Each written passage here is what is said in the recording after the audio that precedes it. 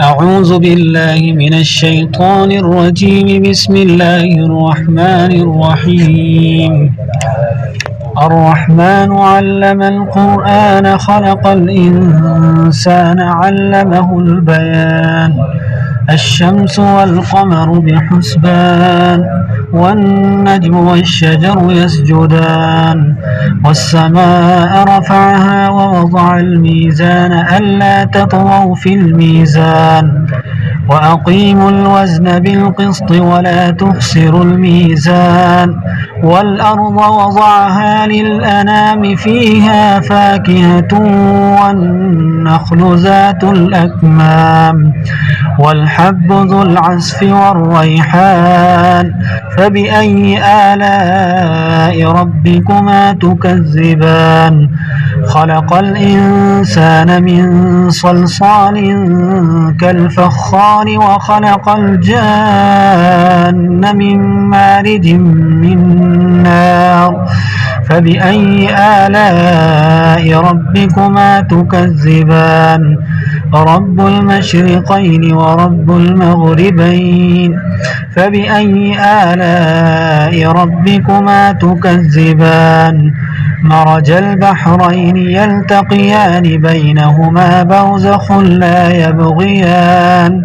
فبأي آلاء ربكما تكذبان يخرج منهما اللؤلؤ والمرجان فبأي آلاء ربكما تكذبان وله الجوار المنشآت في البحر كالأعلام فبأي آلاء ربكما تكذبان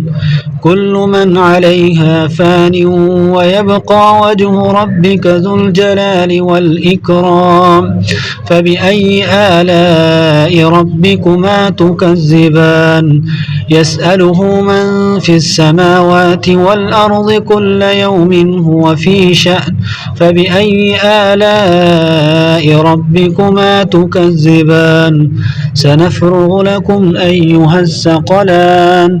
فبأي آلاء ربكما تكذبان يا معشر الجن والإنس إن استطعتم أن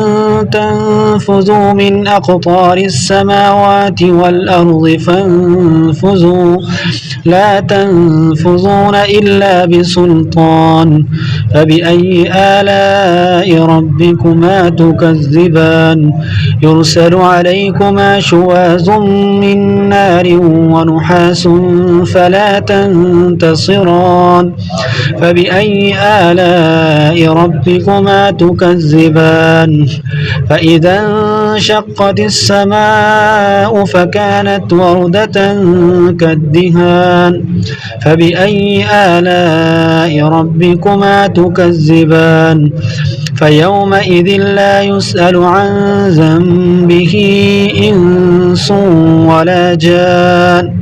فبأي آلاء ربكما تكذبان يعرف المجرمون بسيماهم فيؤخذ بالنواصي والأقدام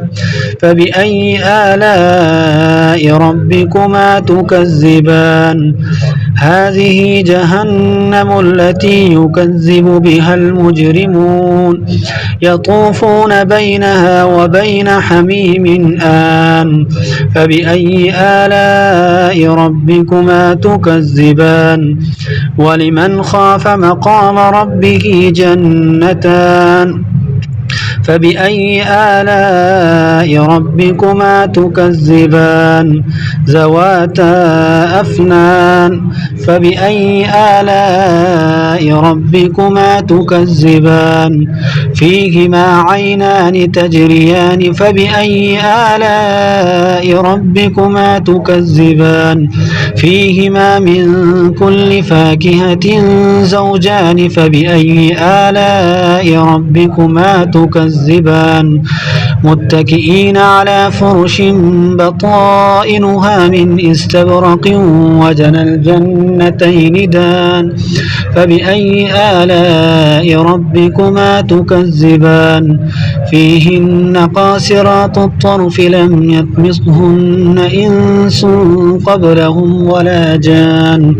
فبأي آلاء ربكما تكذبان كأنهن الياقوت والمرجان فبأي آلاء ربكما تكذبان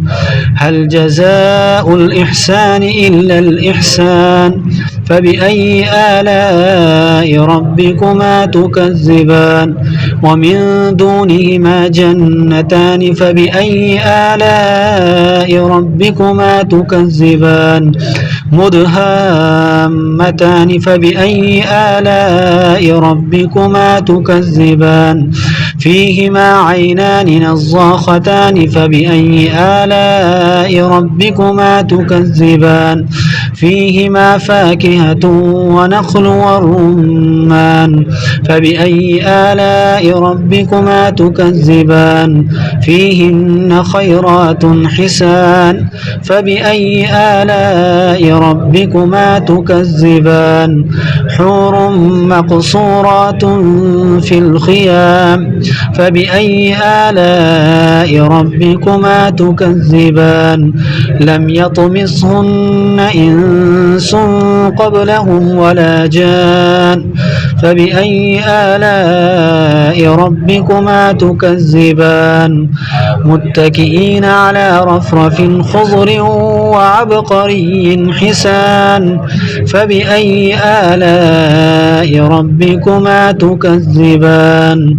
تبارك اسم ربك ذي الجلال والإكرام صدق الله العظيم.